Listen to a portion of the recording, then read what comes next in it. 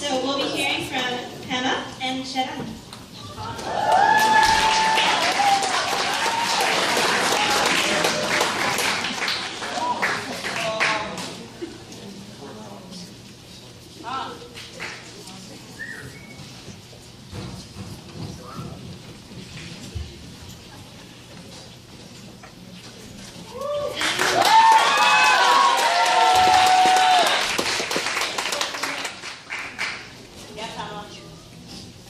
Good afternoon, everybody. I am Pema Tashi, and now I would like to share you all a prediction that scientists and researchers have been making since the World War II. The prediction that they were making is called doomsday, in which they believe that the whole organism will be taken down by the AI, artificial intelligence. AIs have human-like characteristics because they are made by the human intelligence. Some abilities of AI now is that they can recognize a face, do self-driving, and compete against you in games, and also answer any question that you ask them. For example, a Siri in an iPhone can answer any question you ask.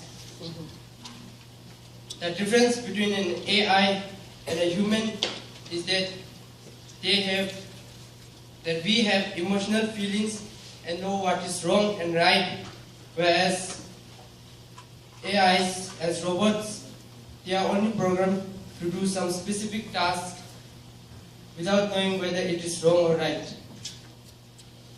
During the evolution of human history, one man could kill only one person, because their brains were smaller and they weren't that genius. However, when the human brain began to develop, enlarge and expedite, a single man could kill several men because he had the intelligence to make deadly weapons. Today, a man can destroy the whole world because he has the technology which aids him. Now the rate of technology development is extreme. However, it is bad and is a problem for everybody. The problem is created because of humans' desire. Everyone wants to make money, and it's like a contest where each brand is constantly aggrandizing their products. Then, you might be wondering how a robot might ever take down a human race. The AI's intelligence is growing time by time, and when it reaches a certain point, it will surpass the human's intelligence. Many great scientists and technologists like Stephen Hawking, Elon Musk, and Bill Gates have confirmed to keep control of the rise in technology. Some of the researchers of 2015 Puerto Rico conference predicted that the doomsday will happen before 2060. Till now, robots have never been able to outsmart humans, and we are the ones who are responsible for our planet. Thank you.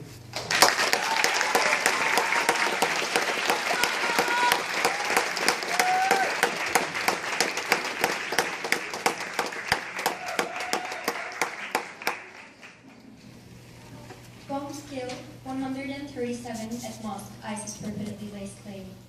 Finsbury Park mosque attack, the London mosque attack. When Muslims are the victims, we refuse to call it terrorism. Every real Muslim is a jihadist. These are a few headlines taken from newspapers and online websites that were published in the last 2 or 3 years. And I know each of us have heard some of them before, but didn't even care, couldn't recognize that these were going to cause today's one of the biggest issues, Islamophobia. Okay, we have also heard about this word before for thousands of times, but what is Islamophobia? According to Wikipedia, it is the intense dislike or fear of Islam especially as political, hostility, or prejudice towards Muslims.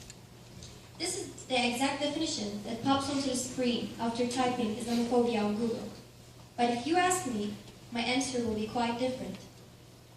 Islamophobia is the way people discriminate the others. Islamophobia is the consequence of culminating a group of innocent people by the things they haven't done. Islamophobia is stealing others' rights to wear whatever they want to and live based on their beliefs. Islamophobia is the reason of the increasing numbers of deaths on television. Islamophobia is the embarrassment of a girl because of her hijab. Islamophobia is a kid not sharing his toys with the other. Islamophobia is the tears of a teenager having no friends at school.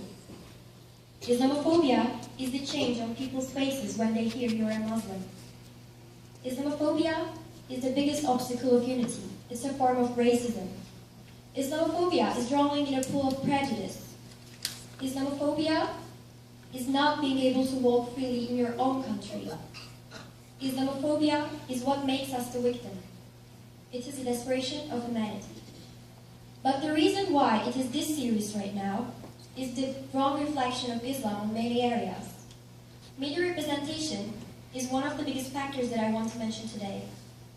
I think you have all heard about ISIS, a terrorist organization that became popular in 2014 with its videos of beheadings of both soldiers and civilians, and declares that all they have done was for Islam. The sharing of these videos with public without even making an explanation, or with explanations that are denigrating Islam, forms the basis of Islamophobia. But how come people think or directly accept the idea that they are really doing it for Islam?